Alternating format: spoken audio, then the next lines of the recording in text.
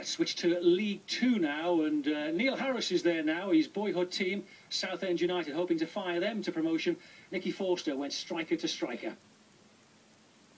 Over the past 2 seasons, talk at Southend has been more to do with unpaid tax, winding up orders and the threat of being evicted from Roots Hall, which has had its impact on manager Paul Sturrock.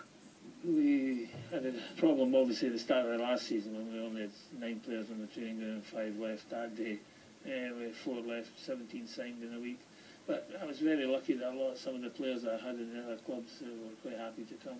This season it has all come together for the Shrimpers, and for one lad in particular coming home, Sturrock's vision was clear. I had met with him before I signed, and he spoke about desire to win promotion, and that was the biggest thing. He said that he saw us as a top 7 side, but he had an inner belief in himself and the style of play that he likes, that we could be in the top 3 in this division. The club has moved quickly in the transfer window to secure the services of winger Dave Martin and striker Elliot Benyon, and is still looking to make further additions. I would like to think I could add another 2. Whether the budget allows that will be determined in the next couple of days. But the quicker they're here, the better, so they can gel in as quickly as possible. I don't want a transitional period result-wise because we've got 4 or 5 new players. I firmly believe we've needed another striker for the last couple of months, probably. Share the workload, take the pressure off the players that are playing Saturday, Tuesday. So Elliot, hopefully he'll come in, complement the strikers we've got and score some goals for us. And for Southend this season, the target has always been simple. At the end of the day, there's no point in you starting the season and not having some goals, and a goal that all the players in ourselves sat down and agreed that we wanted to give it a right goal. And to be fair to the players, they've responded very well. I think at the start of the season we was aiming top 7, but where we are now, halfway during the season, we want to be in that top 3. I think 80 points has been the benchmark for promotion most of the seasons. So I think our aim has got to be 10 more wins, chucked in with a few draws. If you get to that and you don't make 3rd, it's one of those seasons. But that has got to be our aim. Harris, now 35, may be a senior citizen of the squad, but the legs are as good as ever. Still going strong, yeah, thoroughly enjoying it. It's a real challenge this year. We've got a good bunch of boys in there, got some real characters, they keep me on my toes. I'm still loving it. I'm still finding that desire and the hunger to score goals, but more importantly that desire to be on the training pitch every day and to be part of a winning team. Still going strong, Neil Harris, and Paul Sturrock as well. He's won 4 promotions in his time, so he knows what he's doing there, doesn't he? Yeah, he does, and when it comes to the final run, the back end of the season, when you've been there and done it, I'm sure he'll know how to motivate his players to stay in the position that they're in and to challenge and get out of that league.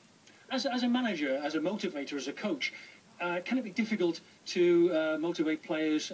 Not Neil Harris, I'm sure he is a perfect pro, but can it be difficult for those players who play at a higher level, who are getting on a bit in years, to play the normal game? It depends on the character of the player. That's our job as a manager initially, to make sure we get the right characters in the dressing room, regardless of their age and what they've done in their career. And we've been fortunate. We've had Luke Chadwick, who's played for Manchester United and done what he's done in his career. Premier League medal. Yeah, Didier Man come to us last year. So we've been very fortunate. The people that we've picked that have come along to the football club have committed themselves and give everything they've got. And Neil Harris, of course, still scoring goals.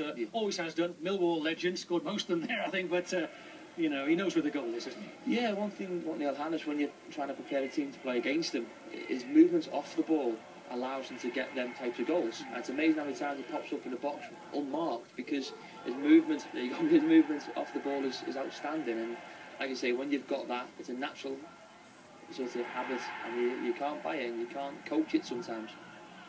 Yeah, I always like to look at Kevin Phillips for movement in a box as a striker. I mean, he's the arch exponent of it, isn't he, really, over the years? Yeah, he was the best. Like you say, a lot of young players that we have, our young strikers, members of Sam Board, that used to really look up to him. The type of goals he scored, it was the tap-ins, it was the strikes, it was the headers, the arriving late in the box. And he scored a vast array of goals, and like I say, he was the best. He's one of the young players that I'll probably look up to, because of his attitude as well and the way he conducted himself on and off the field. Just a little dip in form for Southend at the moment. A little bit of a wobble. 1-1 last time out against Dagenham Redbridge, who was a late equaliser for the Daggers. So it's a bit frustrating at the moment for them. They have to sort of get themselves going again, don't they? Yeah, but we all go through it. Every footballer goes through a period in the season where they find it hard. They don't know where the next win's going to come from, and the draws seem to keep appearing on the sheet. And you just got to stay true to your players and know you've got enough quality within your squad to turn the form back around. And I'm sure he has. He's got the players, he's got the experience as well. Bringing in David Martin from Derby on loan would be a good asset towards the promotion push. One win in the last 5. Of course, Paul Sturrock was a very big part of Plymouth's rise through divisions. Now Plymouth are very much deep and quick and going down, but has the fight back begun?